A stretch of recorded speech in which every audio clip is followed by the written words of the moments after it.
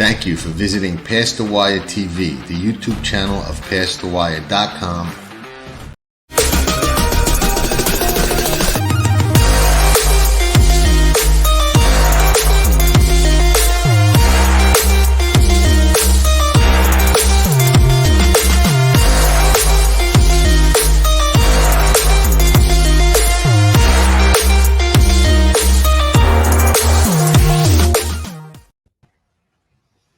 Buongiorno.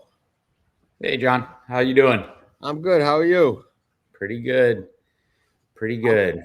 I'm going to call this the first not too early Kentucky Derby radar show. I don't think it's too early no more. Yes, we're finally getting into kind of the meat of it.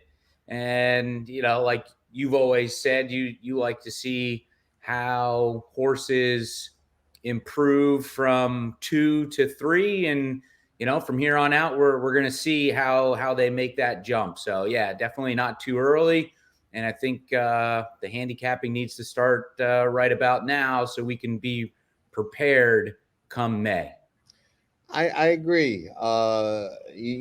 There's I think of a quick guesstimation, there's about 100, maybe 105. I think I read the other day there was 110, and that was a day or two ago, days till the Derby. So that goes by quick. A lot can happen and change in that time frame. We know that. But like you said, it's time to start watching, and we're going to be at the Pegasus next week. Big race, big undercard. A lot of people knocking the field. I'm not one of them. I think it might turn out to be a good race from a wagering perspective. There'll be some good undercard races. And then I think the next week is the Holy Bull, where we'll see Fierceness come back off the monster performance in the Breeders' Cup Juvenile and see if he still sits atop the 3-year-old, used to be 2-year-old, now 3-year-old throne. Even though he hadn't run yet. So, sometimes they progress, sometimes they don't. I did watch a workout the other day that he did, that Mike Rapoli put up, that, they were raving about. He looked, I don't think I would have raved as much as they did, but, it's tough for any owner, trainer, rider to really be objective about their horses. They tend to get a little over-enthused. It's like when people talk about their kids. But it was a nice work. There was no knocking it. That's for sure. So I'm anxious to see him come back. I'm anxious to see the Lecomte, which we're going to preview the Lecomte. Going to talk about a couple of different things. Go over the current list of our contenders and pretenders for the Run for the Roses, and going to add a little Met Mile talk into the mix. Yeah, it starts Saturday, and pretty much every weekend from here through the Belmont has got something for us. So yeah, it's exciting. It is. It's racing really has no off season. You've got a couple of weeks here and there, especially between the Breeders' Cup and like the Malibu, a couple of kind of like down weeks, but there's really no off season. There's always something going on somewhere. So, now's the time where I would say that, the Triple Crown season really kicks in. There's I don't want to say fly in the ointment this year with the Belmont being at Saratoga at 1.25 miles, but it kind of changes things up a little bit. What impact it's going to have, I don't know. My biggest concern about it is that they leave the Belmont at 1.25 miles, even after they move it back to Belmont, or maybe even extend the Saratoga meet to include that time at some point, or continue to run it up there and have that short, Belmont festival kind of meet or whatever they're going to call it. So we'll see how it plays out. I know Pat McKenna was on Steve Bick the other day talking about it. I don't know if he addressed any of that. I didn't get a chance to to listen, so I don't know what he said or didn't say. Some of you may already know the answer to that. But one thing I'd like to discuss that did come up and is now a confirmed thing that we discussed on an earlier show, and that was the Met Mile and whether they were going to run it that weekend up at Saratoga like they have been, on Belmont Day, or whether they were going to, move it back to Memorial Day or somehow keep it at Aqueduct. And now we know they're going to run it on the Belmont undercard out of what they call the Wilson Chute. I weighed in on it last time that we talked about it. And I think it's a huge mistake. I think it's a really, really bad call for a number of reasons. Nobody asked me my opinion, but had they, I'd have certainly given it to them because, the Met Mile is an important race from a sire standpoint.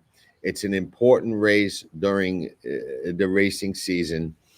It's got a lot of implications in a lot of different ways. Okay, it's a race that a lot of people point for. The Wilson Chute, you could say what you want.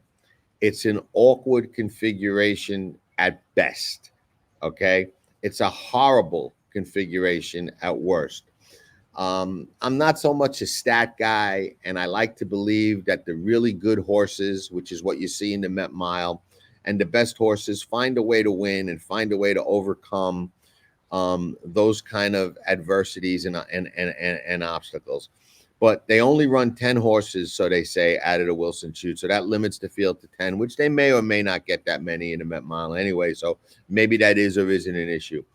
But the outside horses are clearly at a disadvantage, and the inside horses are at a disadvantage unless they break well, which you can say that about other configurations as well. But when you've got a race that starts on what's supposed to be a turn, and you turn a turn into a straight run and then make a sharp left turn onto the backstretch, it's almost inevitable that somebody is going to get a bad trip and get a bad shuffle, no matter how good the rider is, no matter what position they've got the horse in. It's just, I mean, you could argue the same about a lot of races, the Derby with 20 horses, but that's just such a bad configuration, and it's so easy to avoid because they have a 1 mile chute at Aqueduct, where they have it at Belmont, where they've run the Met Mile for forever. You can run it the right way at the right track, and really, I think, put the horses, breeders, owners, trainers, and also the bettors first, because you got a much better shot of picking and betting on the winner of the Met Mile going a flat mile out of the chute than you do with that stupid Wilson, Wilson Chute with that turn. So I just think that's a horrible call, horrible idea. I don't think it benefits anyone except maybe potentially Naira, because they get to run, that race on that card to increase their handle or whatever. But the smart players, okay, the really sharp players, the players that like to bet a lot of money into those cards might scale back a little bit because of that. And I can tell you this, I know I will. If, I love a pick 5 or a pick 4 or a pick 6 on that day, and I got to deal with that Wilson Chute, I'm scaling back. You know what I mean? My handle will be less because they're running that on that configuration. And I think there are a lot of other players that feel the same way. So, weigh in, Jim, with your thoughts on that, and then we'll move on to the Derby stuff. But for me, my vote is nay, big mistake.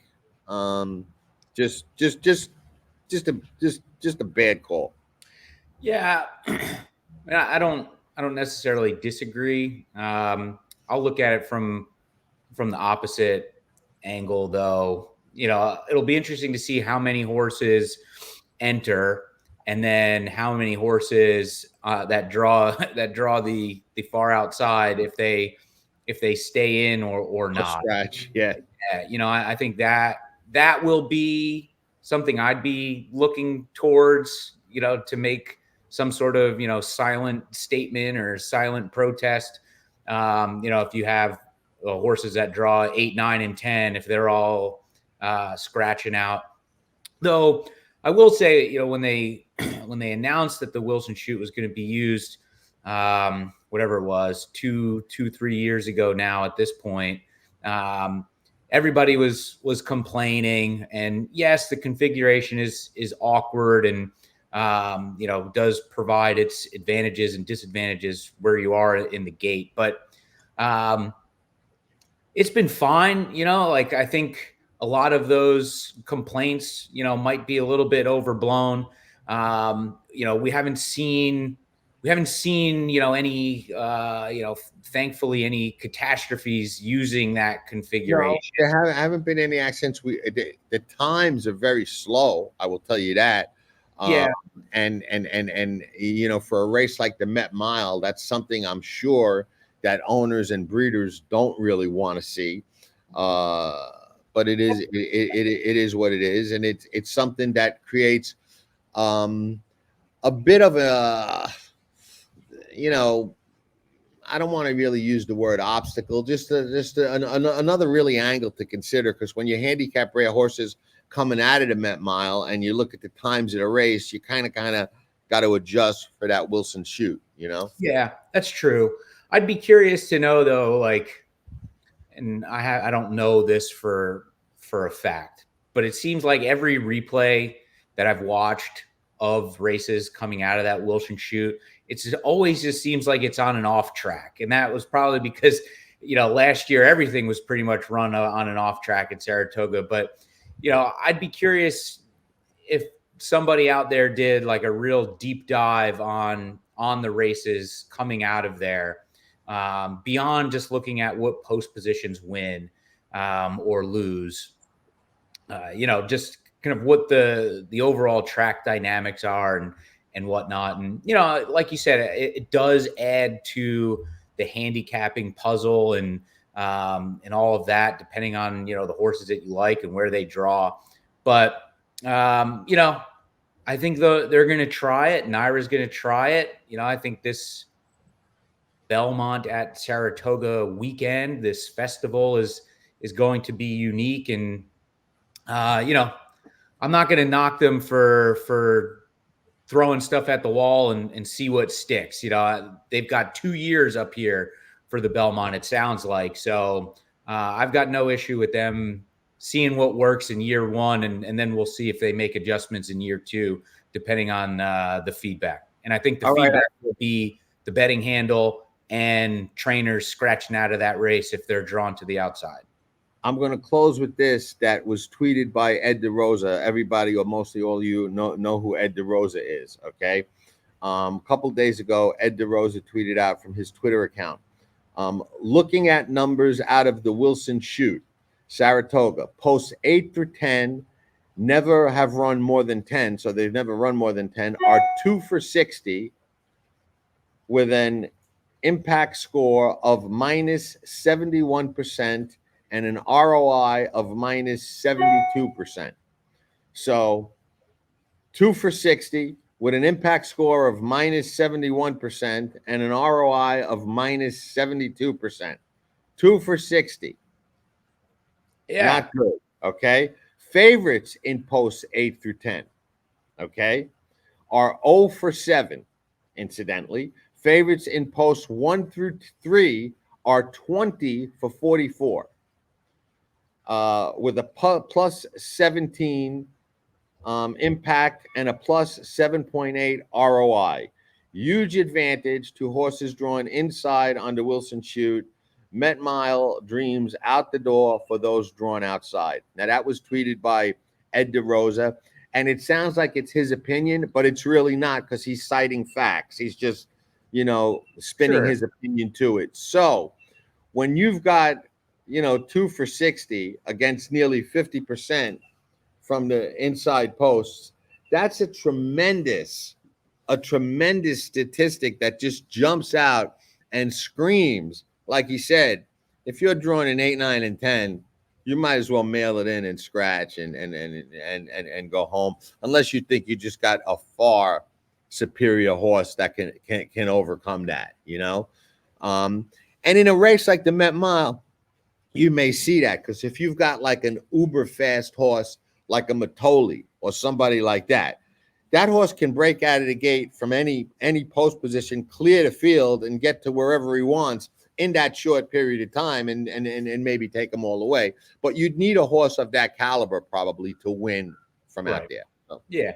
Yeah. I mean, it's the post position is certainly an advantage. And, the good news, well, the bad news is that all the good handicappers will know it. But the good news is that, as you know, during those Triple Crown races, there's a ton of dead money in those pools. So, maybe the odds on those inside horses will be at least a little bit inflated, that you might be able to take advantage.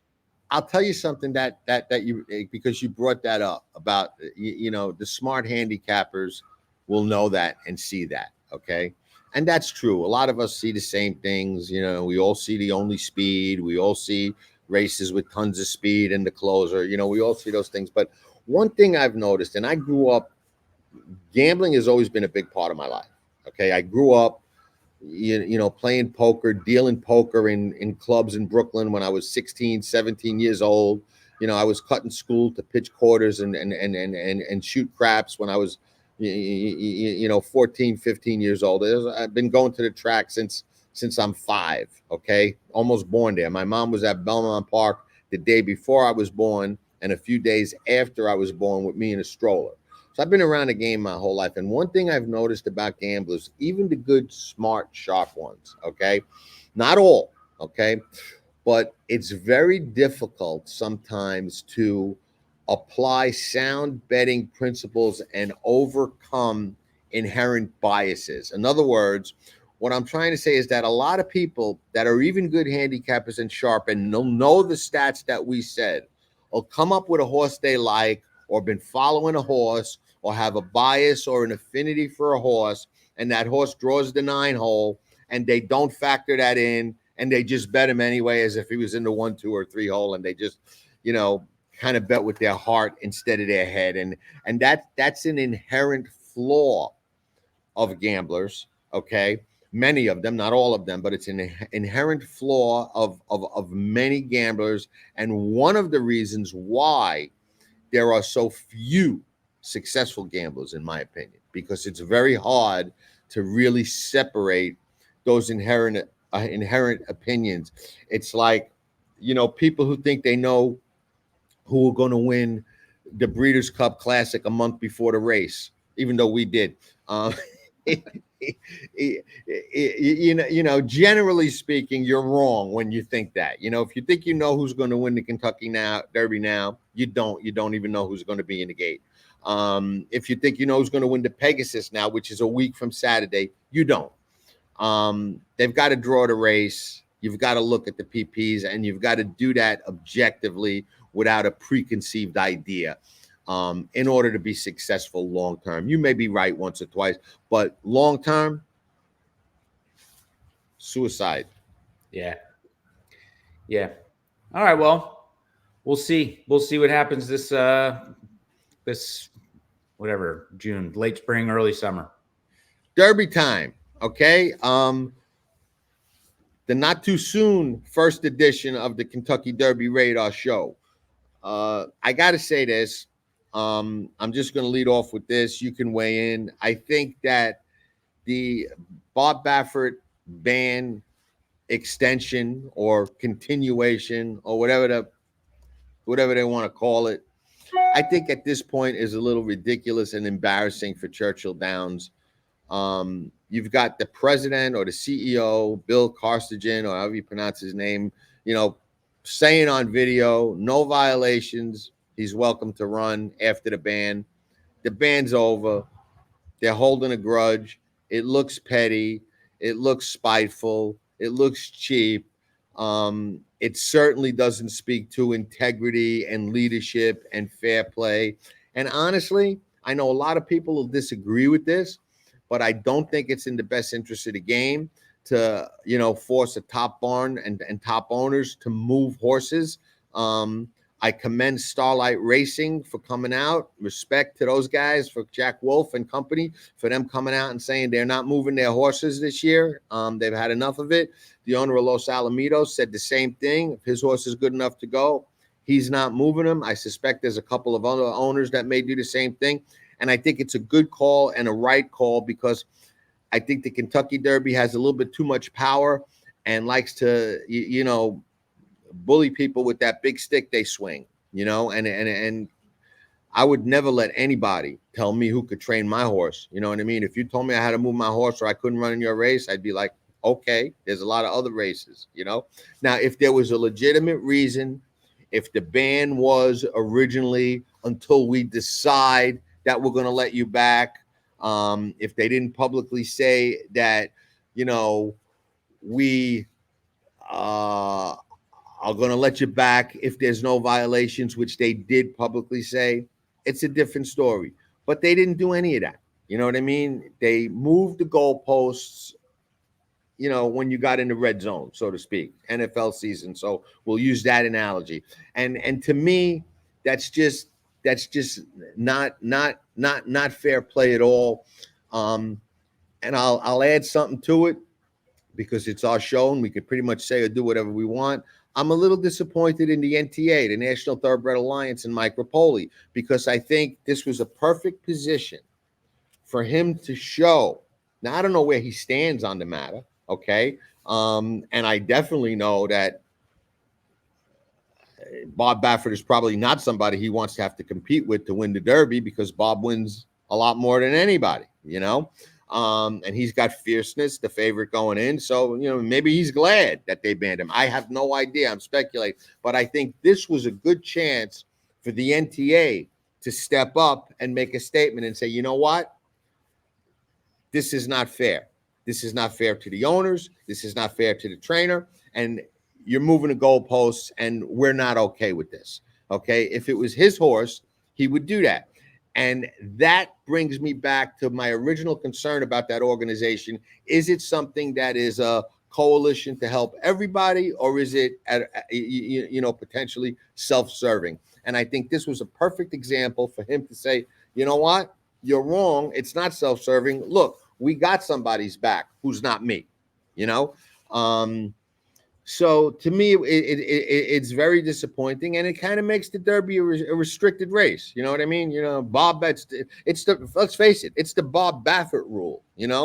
And not only do they do that, and then they move up the date when you got to move your horses by. What do you got to move by the 28th, or they don't get no points? Yeah. It just people laughed at the argument that Bob or his attorneys made when they said, you know what? Part of the reason that they're doing this is they can't beat me. They don't want to run against me. And you got all these Kentucky breeders and people, with vested interests that love to get me out because they can't beat me. And people scoffed and laughed at that. And I think these actions give credibility to that argument, And the biggest mistake that people could make about what I'm saying now is, if you think it's about Bob Baffert, or because I like Bob Baffert, or he's a friend, you're wrong. I call it the way I see it. If what they did I thought was fair and just and right, whether it was my friend or not, I would say, hey, it is what it is. You messed up. This is what they did, and you're going to have to deal with it. But that's not the case. It's not about Bob Baffert. It's about being fair, what's right for the game, integrity, being man of your word. When the head of a corporation gets up there and says, hey, you know what? If there's no violations during the ban, I don't see why we don't welcome him back, and he can't run. And then there's no violations, and you go against that, you lose all credibility with me. You know what I mean? Then now you got nothing to say. I don't even want to listen to you anymore. You're out. You're done. Yeah, the moving the date for when the horses need to be transferred is a little goofy. I feel like there's a couple of moving parts behind the scenes with that. And I think, and again, I don't know that this is true. I'm just kind of speculating. But it was interesting to me that you had a couple of owners come out and say, yeah, we're not going to move our horses this year. And then a few weeks later, the Derby says that you got to move your horses by a certain date. So I feel like that was in response to the owner saying we're not moving them. And then also, they would move the horse in years past, they would move the horse for that last prep race. Right. And that became the story. That's what people were talking about. And I have to assume that moving the date up was a play by Churchill Downs to have that storyline be the storyline before the general public starts talking about the Derby. So we get that out of the way in February, when most people that watch the Derby are not paying attention to the Derby yet. And that way it's old news by the time May rolls around, and Bob Baffert is not the topic of conversation during the 150th running of, the greatest horse race in the world, arguably. And, we don't have to worry about this guy who's not participating stealing any of the limelight. Yeah, point taken. So, but yeah, I mean, it is, the goalposts have been moving for the last year when they, however long it's been since they said he can't participate again this year. I just think that Churchill Downs, and I realize they're a public company and they answer to their shareholders. Most people think that what they do should be in the best interests of the sport of thoroughbred racing, and theoretically, and fiduciary and all of that stuff speaking, that's not what they're responsible for or to. They answer to their shareholders and have an obligation to do what's best for their shareholders, not the sport, not the horses, not the fans, not the bettors, nobody but the shareholders. And that's just their position. But even with that, they are in a prominent position of the industry solely because of the Kentucky Derby, because you can fire a cannon in Churchill Downs on most days and not hit anybody in the grandstand. You know what I mean? So, and that's true for a lot of racetracks, but they are in somewhat of a leadership position because of the Kentucky Derby. And I think they should use that in a better way. I think, like you said, there should be more transparency in why they're making the decisions that they're making. And I think that they should be held to a high standard as far as living up to their word and being people who, do what they say and say what they mean. And the world has far too few people who do what they say and say what they mean. So, you'd like to see that from somebody in a leadership position. They do own the fairgrounds. The fairgrounds will run the Lecomte. I think I'm saying that correctly. I don't know that for sure. On Saturday, it's a Derby prep and point race. Let's talk about it. What do you think? What do I think? Well, first of all, it sounds like at least 2, potentially 3 horses are going to scratch out of here. Okay, who's coming out? Next Level, the 1. Okay. And Awesome Road, the 8, are coming out. And then what I saw this morning, potentially the 3, Tizzy Indy is going to come out as well. Okay. None of those were the really big names. I think the big names are obviously Nash, Ethan Energy, and Track Phantom. Oh. Yes. Sorry, I was on the wrong page there. It's the last race on the card. Yeah. And I'm a big fan of that, just so you know. I like when they make the biggest race on the card the last race. I'm a big fan of that. I didn't like when they got to do it again next year. The Breeders' Cup Classic is not going to be the last race at Del Mar next year. It's going to be the Sprint like it was again, or another race. It's just not going to be the Classic. They've got that same issue again for next year to deal with. So It will be the Pegasus a week from Saturday. That will be the last race on the card. It is at Fairgrounds on Saturday, Lecomte, and I just like that. I don't care. You know what I mean? No real reason. Doesn't really make a significant reason, but I just like it. I think the big race should be the anchor. Yeah. Well, we saw, Handel dropped off during the Breeders' Cup after the Classic, so there was 2 or 3 races after that, right. General public didn't see or care about. Let's go back if we can. Can we play the clip of Flo on Nash? Which I think we have it here on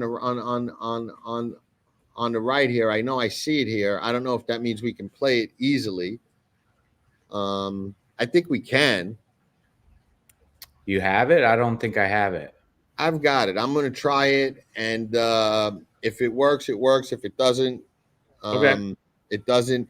But this was Flo after the maiden win, but before the. Are we going to call the gun runner a flop? But let's hear what he had to say. No, we don't have it. That's just the banner. Okay. We know he was quite high on the horse. And then in the gun runner, when he went off, less than even money, didn't make the lead, looked like he was in a good enough spot to rally, and just kind of came up empty. Are you off the Nash bandwagon? I don't know. I don't know that I would bet him in this race off of that last effort. I think this would be, especially at 5-2. I think, and potentially with 3 horses coming out, I would expect those odds to go down, just given the brand recognition for this horse. So I don't know that he would necessarily be a play for me, but I'm definitely interested in seeing how he performs. I guess I've got 1 foot on the bandwagon and 1 foot off, and this race might help me get back on or jump off completely. One question I did have for you about this, though, is like I mentioned in the lead in, and we've talked about plenty before, seeing horses improve from 2 to 3 and 3 to 4. Considering that this race is about 4 weeks or so, 4 weeks or so off of his last effort when he was technically 2, he's technically 3 now. Is this a race given that where you're expecting a big move, or do you kind of give him a little bit of a pass because his last 2-year-old race was really about a month ago? Well, he's a February foal. Okay. So let's keep that in mind. Okay. So theoretically he's 3, but really he's 2. Sure. So I think he is still developing. I think he still does have room to grow. He's never really had a break, and I am much more in favor of 2-year-olds turning into 3-year-olds getting a little break. He doesn't have that luxury. He ran October, November, December. You know what I mean? Now he's running again January. So he's really not had any break at all. I guess that'll come either after the Triple Crown or before the Triple Crown if he doesn't make it. But I do look for an improved race. I think Nash has a very good chance to redeem himself as a serious contender. And I'll say this, I have no excuse for his last race. He didn't get the lead. And the 2 times he didn't get the lead, he didn't win, which is interesting and maybe something to pay attention to going forward. But maybe it's too soon to even say that. But I don't have an excuse for his last race. But there is something that I've watched over the years that does seem to hold true. A horse breaks his maiden very quickly, first or second start, shows a world of promise, and then, for lack of a better term, gets thrown into the deep end of the pool or thrown to the wolves.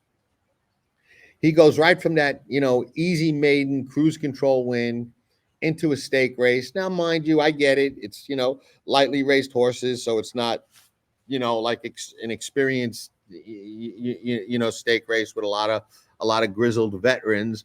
But it's still going from a maiden into a stake. And a lot of times a horse, in my opinion, needs one against winners. You know what I mean? They come out of that maiden, and now you're in against other horses that have won, and then you're in against horses that have, um, had some experience and had some fights. So a lot of times, young horses need one against that kind of competition or that kind of move up, and he gets that now. So he's had that under the belt. So now, I think more so on Saturday than in the gun runner, we find out if Nash is for real. If he doesn't step up and run a very forward race and improved race off the gun runner, then I'd say it's time to jump off the Nash Kentucky Derby bandwagon. But I think at this point, that would be a premature jump because he could still be an extremely talented horse. And if Brad Cox is not backing off of him off that race and not giving him more time and not looking for a potentially easier spot or different type of spot, that tells me that they haven't given up and they're still high on him. So I tend to think he goes forward and puts himself right back in the picture.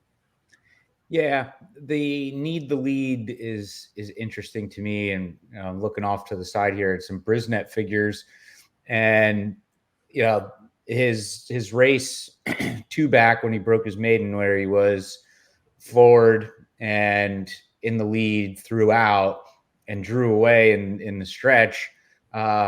He was in the lead, and I feel like that was probably a confidence boost for him.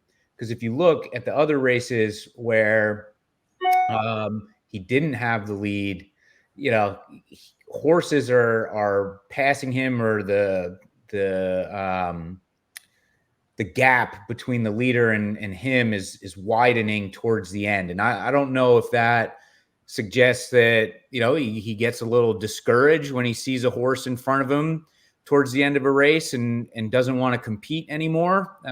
So that'll be probably the big thing that I'm looking for in this race on Saturday for him. Just given the odds, I don't know that I'm necessarily going to be able to back him off that last effort at a short price. So, information gathering on Nash for me on Saturday. I agree from a wagering standpoint, definitely information gathering. And I'm actually more intrigued by Brad Cox's other horse, Ethan Energy, than I am by Track Phantom, the horse that beat Nash last time out. Yeah, that's where I landed going through this myself. I felt like there was going to be some decent pace up front to allow this horse to have something to run into, which, it seems like in his last 2 starts, his first 2 starts, he's had a decent late kick. And even that the one where he broke his maiden, they weren't going terribly fast up front. So, I think we might get a similar setup, and that's why I landed there. I agree. I think he's got a world of potential. I mean, both races that he ran, kind of, make him look like a horse that's going to continue to improve at the longer distances and the races with pace. This race does look like it has pace in it. I'm not enamored by Steve Asmussen's horse, Track Phantom. He did run a nice race last time, and he's never really run a bad one yet. And Steve does get him good and get him to keep going good. But Ethan Energy just looks like a horse that is just jumping up and really really coming into his own. Now he's another one that falls into that category of getting thrown, into the deep end of the pool off a maiden win. But some horses can overcome that, especially with the right setup. And as you pointed out, it could be the right setup. And from what we heard from Flo last time, he was pretty much committed to Nash and very high on Nash. So he was really going to stick there and give him another shot. So I don't read too much into the fact that Giroux, who's kind of Cox's main man, is on Nash. We heard from Flo that Nash was outworking everybody in the barn, way back when, but that doesn't always equate to race days. So, right. One question I do have about this is with the Ethan Energy. His first time out, he was in a maiden 100,000, and then was off for 2 months, and then came back in a maiden 55. Though it was on the stretch out, which seemed to work for him. Do you read much into the purse value of those maiden special weights, or not a thing? Okay. Not a thing. I mean, it's really a meaningless number, and I'll tell you why. The purses at Keeneland are higher than the purses at Fairgrounds. Sure. It's the same race. It's a maiden special weight race. If they ran that race at Gulfstream and Pletcher and Rapoli and a couple of other people had monsters in there, it'd be a $40,000 purse. You know what I mean? And those horses have every right to be just as good or just as fast and talented as these. So, no, there's really no meaning in that at all. It is interesting that, first time out, Ethan Energy broke a little slow, closed ground going 6.5 at Keeneland, then added Lasix, took the blinkers off, stretched out, and exploded. Now he keeps the blinkers off, but doesn't get to run on Lasix in the Lecomte. So how much did Lasix help him, and will coming off Lasix hurt him? We'll find that out on Saturday. But I think he's definitely an intriguing horse and definitely a horse to put on the radar to watch to see if he is a Derby caliber type of horse. And he doesn't necessarily have to win to put himself into that category. You know what I mean? He could run a very good, tough race and, be closing ground at the end and work his way onto the Derby radar without even winning.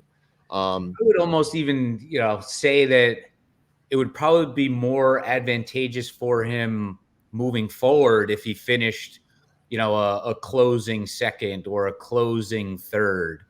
I was looking back at this race, and there really weren't many, great names to speak of. Instant Coffee kind of flamed out last year. 2 Phils ran in here, and he turned out to be a nice horse. Confidence Game finished third and then went on to win one of the prep races in Arkansas, didn't he? Yes. At big odds. So, some of the other winners of this race, Call Me Midnight Bourbon, Enforceable, War of Will, Instilled Regard. Midnight Bourbon and War of Will were both really, really nice horses. But as far as the Derby Trail, a lot of people, and I personally don't put a lot of weight in this, but a lot of people tend to think, the Fairgrounds path is a really good path and, really good horses go to the Fairgrounds. But a lot of Derby winners don't come out of the Fairgrounds for whatever reason. So I don't know, I think the Derby winner can come from anywhere. I mean, Mind That Bird certainly did, but I don't know. Yeah. We'll see. Long way to go. I think a week from Saturday, when they run the Holy Bull and we see Fierceness, we'll learn a lot more about how wide open this Derby is and how how this crop is looking this early. I'm not a person who judges the 3-year-old crop early in the year. I judge it at the end of the year. Right. You know, a lot of people like to kind of form an opinion on the crop early. I don't. But you know, I'm very curious about Ethan Energy. Very curious about Nash. I really don't see anybody else in here. I mean, Track Phantom. I think we know what he is. I don't. You know, he's a serious racehorse. I just don't think he's the best of the best right now. But he certainly is honest and steady. But the two I'm really watching as far as horses, I think have the potential to go forward and be major players are Nash and Ethan Energy. Yeah, I think Ethan Energy for me will be my play, and then you know, Nash will be, like I said earlier, just a little bit of the information gathering. Track Phantom, you know, hasn't really run a bad race, really. You know, I think moving forward throughout the Kentucky Derby prep races, I don't know that you know, need the lead. Well, I don't know if we can necessarily call him a need the lead type at this point, but just that horse that likes to be out in front. I don't know if that's you know, the running style that gets it done in a few months, but you know, if there's anybody that could do it, I guess it would be Steve Asmussen, even though he's never won a Derby, right? Right. You know, yeah, right. Well, he can't come pretty close with Epicenter and Yeah. you know, a couple of others, but no, he's never won it. And you know, I will say this, and it is again early, and we don't know who's going and who's not. But if you just look at the horses as a whole, you've got a lot of speed horses. I mean, you got horses like Carbone that ran off the screen at Oaklawn Park the other day. You know, a lot of speed horses. You know, we don't know what to do with the Baffert horses. We don't know who's going to move, who's going to stay. He's always got speed horses. You know, they're not even on the list for the first Kentucky Derby future pool, which I think opens this weekend. Correct? Yeah, it opens this weekend with all other horses listed as the favorite, and I think Fierceness as the second choice at 8 to 1. Yeah. Now, with all that said, we do get to see Fierceness in the Holy Bull. I think his path to the Derby has been mapped out, and I think it's a good path. The Holy Bull, the Florida Derby, and the Kentucky Derby. 2 preps. I don't think he needs a lot more than that, especially with Todd calling the shots. And I like the fact that he's starting early in the Holy Bull. Then he's going to skip the Fountain of Youth. So he's going to go into the Florida Derby fresh and go into the Derby relatively fresh. And that seems to be the new trend. You know, you used to be you wanted the horses with a lot of bottom and a lot of preps. Now it seems like the fresh, lightly raced ones are the ones that you've got to watch. So I'm very curious to see how Fierceness comes back, and if he's one of the rare few that can overcome that Breeders' Cup Juvenile win and go on to win the Kentucky Derby, which we know it happened twice, if that. I think 2 times. So that's a rare thing. Here we've got the leaderboard, and it's funny. You know, I'm not too high on a lot of the horses on the leaderboard. You've got to go way down to get to the horse that's really on my radar, who I would say is working with what I would call purpose at Payson Park. And there you go. That's Sierra Leone, who's been working regularly at Payson Park with purpose. I don't know where Chad plans to start him out, but he is still, and again, I don't like to make early picks, but he's at the top of my list, has been, and until he removes himself, he'll stay there. Until it's time to handicap the race, and then we'll see where I land. But as far as everything I've seen, he looks to me like a true Derby type of horse.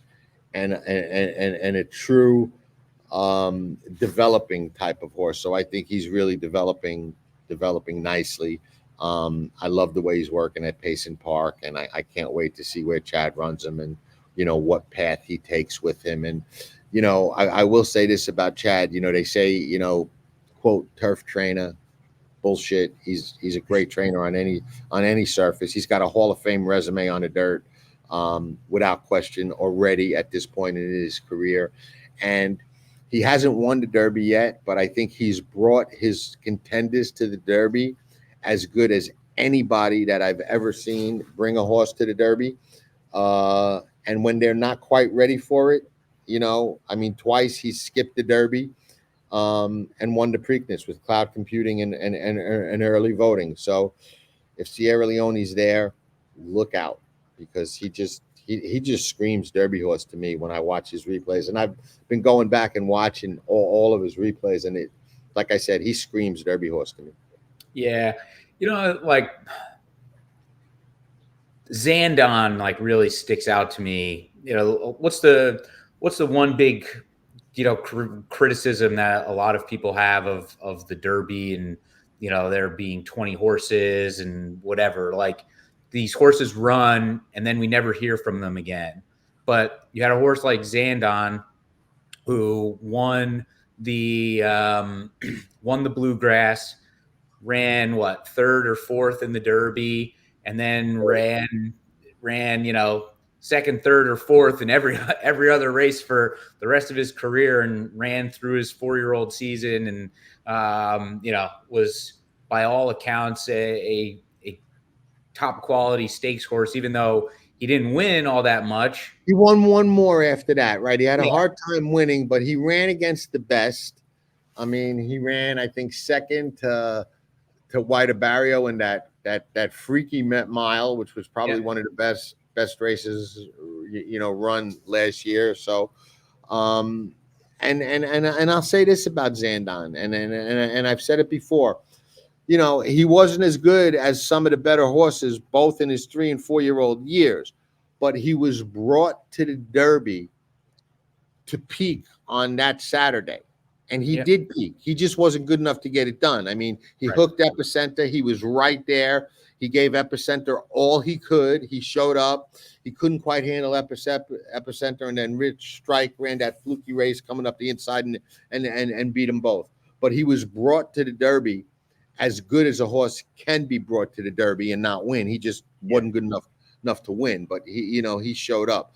So Chad can bring him ready, and I expect if Sierra Leone doesn't have a mishap, he's going to be a force come first Saturday in May at 1.25 miles, is my opinion. Yeah, well, you got to expect, we're going to see him at some point in the next month. I would think so. Yeah, I would think so. It's either going to be Oakland, New York, or Florida, I guess. Obviously, I doubt he'd send him out to California, but we'll see. Yeah. I don't know where he's been, but he is working regularly at Payson Park, so he's he's getting ready for something. Yeah. What else we got? Is that it? I think that's it for this week. Next week we'll be at the Pegasus.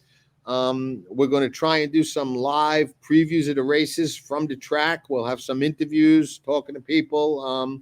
Be on site, on scene at the Pegasus. Past the Wire TV, you'll be able to click on and get some of our opinions of the races, how things are going, and maybe some behind the scenes stuff too. So that should be fun. Hope to see you all there, and look forward to the next Derby Radar show and the next show. For those of you who didn't see it, we did have 2 people from Haiwu on last week. They are the kind of enforcement division of HISA.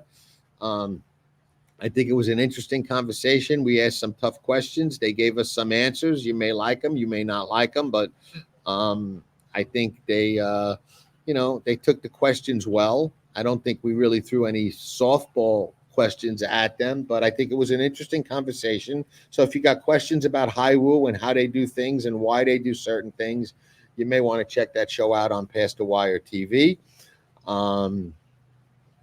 And from a personal perspective, it was interesting to actually question an FBI agent, which is usually the other way around. But so that was an interesting dynamic, and I think it went well. I do. I think it was an interesting show, and I don't think they've been on any other shows. Those guys, so you may want to check that out. And like I said, check us out next week for the Pegasus. We will have, I don't know when I'm going to do it because I've got to wait for past performances and I've got to wait for Thorograph numbers, and there's a little traveling involved to get to the Pegasus and whatnot. But we are going to do the Pegasus by the Thorograph Numbers and Patterns. We just don't know when we're going to do it, but it's going to be up on Past the Wire TV. We're going to do it. We had a vote whether you guys want to see that or the Holy Bull.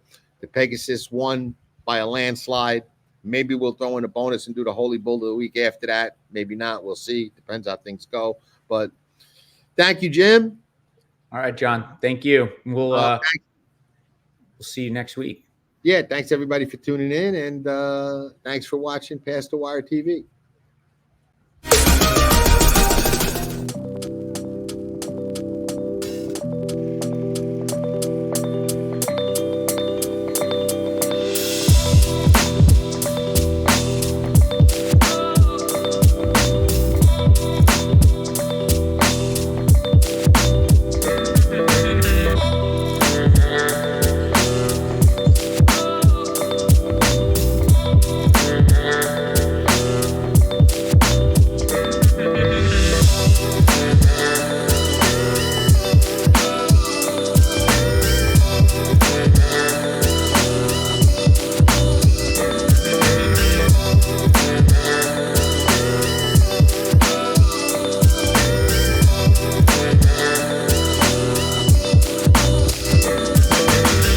Dan Oman here with some exciting news. DRF Formulator, the gold standard in past performance information, is now free, exclusively on DRF Bets. Join DRF Bets with the promo code WINNING. Get a $250 first deposit match bonus, a $10 free bet, and free Formulator already uploaded to your account. Access Formulator's premium features, including sortable trainer stats, race replays, personalized trip notes, and lots more. Free Formulator, exclusively on DRF Bets.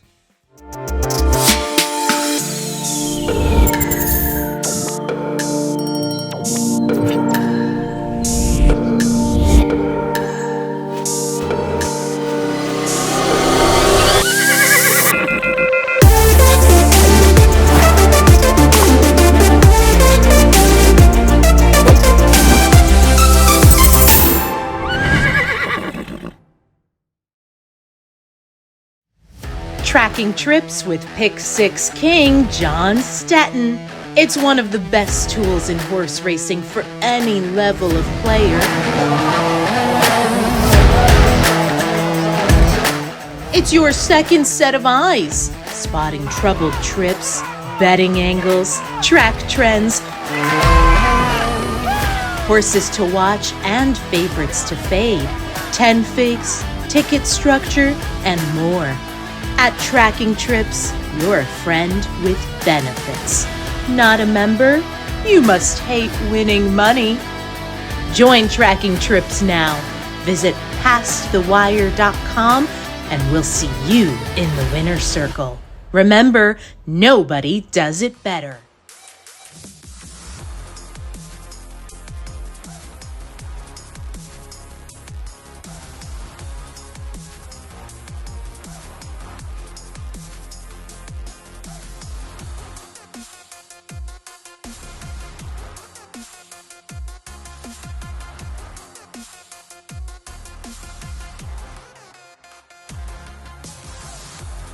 Number 1 is Mo Donegal by Uncle Mo. And they're off in the Remsen. As they come on for the finish, and it's going to be tight here in the Remsen. Mo Donegal. Mo Donegal bearing down on the outside. It's Mo Donegal and early voting, and it is Mo Donegal to win the Wood Memorial. And it will be Mo Donegal to win the Test of the Champion, the Belmont Stakes.